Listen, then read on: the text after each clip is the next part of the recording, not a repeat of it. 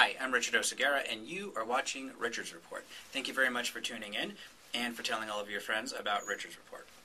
So the topic of today's discussion is closing costs, and closing costs are a big piece of the purchase process when you're buying real estate in New York City or anywhere in the country for that matter. New York, especially in New York City, we have some specific closing costs that one may not encounter anywhere else in the world, but we certainly have to deal with them here in New York.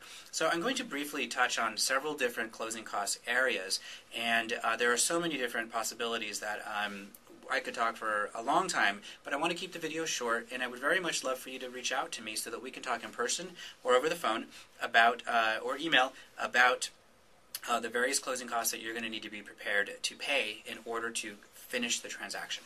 Okay, so this particular video is really targeted to buyers. So if you're in the process of buying or thinking about buying, definitely take a couple minutes to listen to watch the video, and then let's talk about how this pertains to you in particular for your particular purchase. All right, so a very important closing cost is your attorney fee. This falls under the category of closing costs for sure, and attorney's fees in New York City, especially Manhattan and Brooklyn, are going to range anywhere from about $1,600 to $2,500.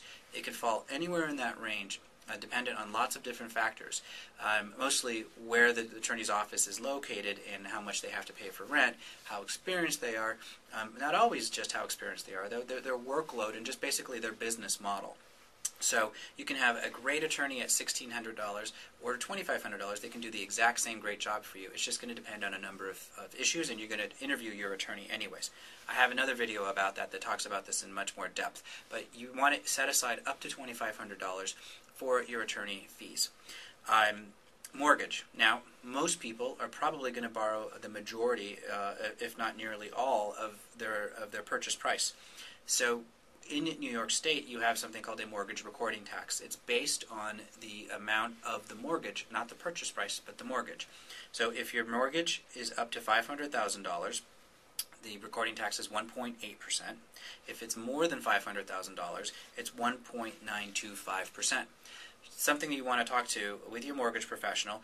There will be other closing costs associated with the mortgage that you're going to pay directly to your lender, and things that are going to be things like an application fee, a credit check fee. If you're buying points or participating in a particular incentive program around the mortgage, there may be other fees or costs associated with it or charges. All those details will come from your mortgage professional. Okay, so we talked about attorney's fees, mortgage recording tax, and now a very important one. If you're purchasing at the $1 million or above level, you are going to pay something called a mansion tax. A long time ago, $1 million could buy you a mansion in New York City, but those days are far gone. That doesn't matter, though, how much you're getting for $1 million now. The tax is the tax. So up to $1 million, up to $999,999, you are not going to pay that fee or that tax. But if you hit $1 million or even $1 million and a penny, mortgage tax, mansion tax. And the mansion tax is 1% of the purchase price. Sometimes people do all they can to avoid that, and for folks that are looking in the 2-bedroom range, especially if they want a condo, that's usually where it's kind of unavoidable. Anything larger than a 2-bedroom, typically in Manhattan, and certainly over 1,000 square feet, if it's a condo, you're pretty much going to have to end up paying a mansion tax unless you get an extremely good deal on a particular property.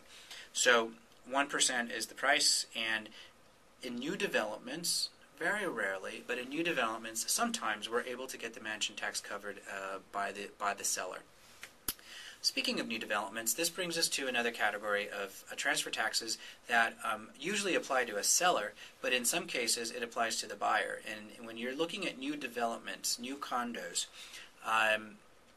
transfer taxes, city and state transfer taxes, are an issue that will often have to, or are a tax that will oftentimes have to be negotiated. And it really is, this is where you really want to have a great real estate agent who's experienced with new developments and doing closings on your side. The transfer taxes could very easily end up being paid by the buyer if they don't know better.